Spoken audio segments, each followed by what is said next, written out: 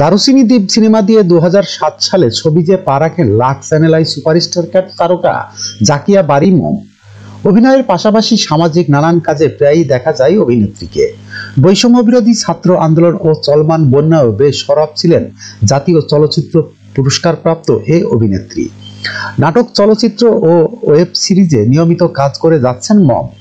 নতুন নতুন ভিন্ন ধর্মীয় গল্পে দর্শকদের সামনে হাজির হচ্ছেন তিনি।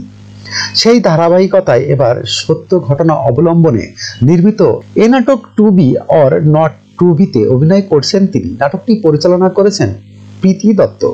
2020 সালে ঢাকা বিশ্ববিদ্যালয়ের একজন ছাত্রী ধর্ষণের ঘটনা ঘটে। 4 বছর আগে সেই ঘটনার ছায়া অবলম্বনে নির্মিত হয়েছে নাটকটি। এতে বিশ্ববিদ্যালয়ের শিক্ষার্থী চরিত্রে অভিনয় করেছেন মম। নাটকটি প্রসঙ্গে মম বলেন, কাজটি করতে গিয়ে সেই 4 বছর আগের ঘটনাটা আবার চোখের সামনে এলো। এ ধরনের চরিত্র কাজ করা বেশ কষ্টদায়ক, মানসিকভাবে বিপর্যয়ে থাকি। তারপরও অভিনয় শিল্পী হয়ে পর্দায় নানা চরিত্র আসা লাগে।